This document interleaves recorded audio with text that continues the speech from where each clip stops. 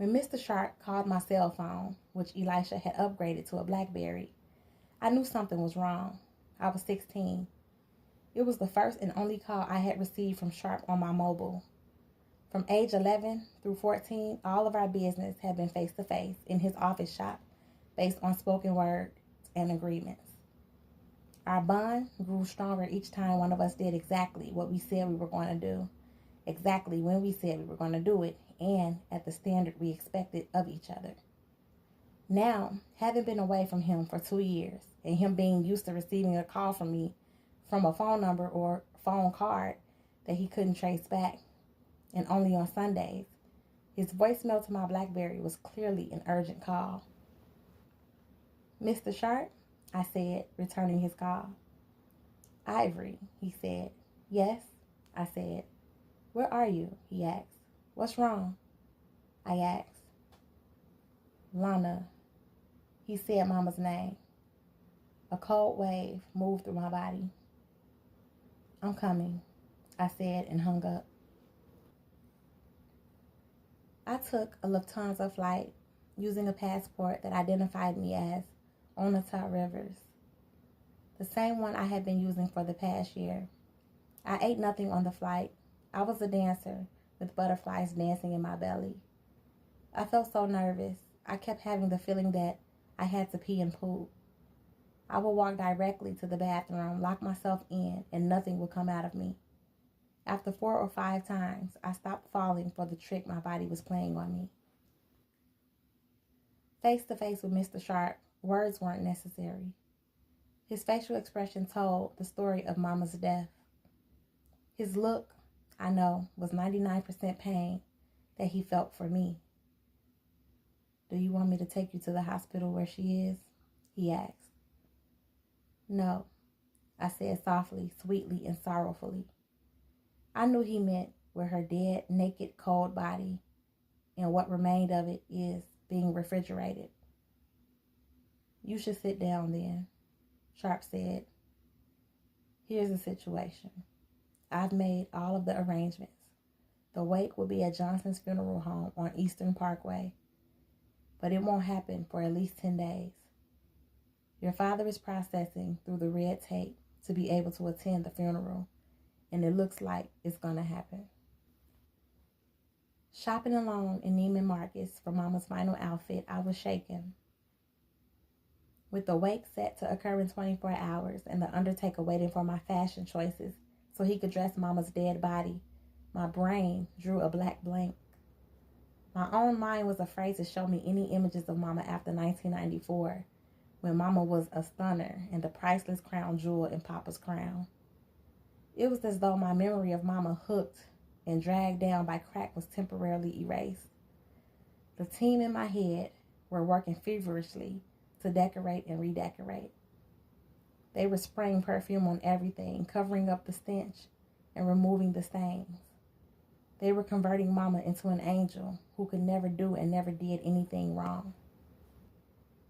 Maybe that's how I ended up at the register with a white dress designed by Gianni Versace in his heyday and the stilettos Mama definitely would have worn with it. I paid in cash without blinking an eye, losing one breath, or even reviewing the receipt. I'm 16 and I'm made of money. I have it bulging out of my Birkin bag, falling out the sky over my head and leaving the trail wherever I walked. Like Midas, every business venture I ever took on doubled, tripled, quadrupled, quintupled, and turned to gold. My stacks of money was easy. Getting my mind right was complicated. Fixing my heart was fucking impossible. It's crazy. No, I should say it's ironic. Elisha taught me that word. Mama had died on my 16th birthday. It had taken Mr. Sharp a couple of days to make contact. Why that day? What was Mama saying to me? From now on my birthday, when I'm supposed to be happy and celebrating my life, I will be remembering Mama's death. Undertakers look at dead people all day. For them, that's a normal life. When Mama's undertaker looked at the outfit I selected, He handed it right back to me and then excused himself, calling Mr. Sharp on his back office phone as I overheard the conversation. The young lady has purchased a white mini dress for the Santiago corpse, he began saying to Sharp. In my state of mind, I knew Mr. Sharp would take care of everything. I wanted to speak to him, but I couldn't. I couldn't assemble one sentence to say out loud, much less a string of sensible sentences.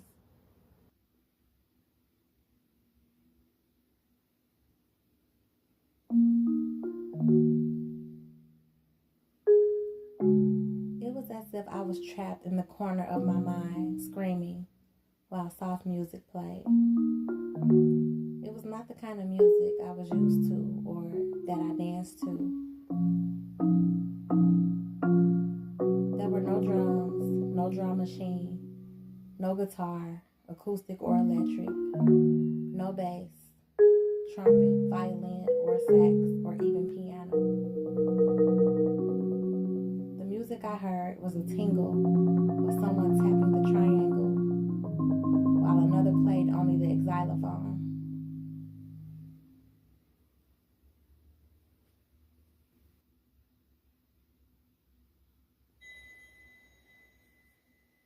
And that's it.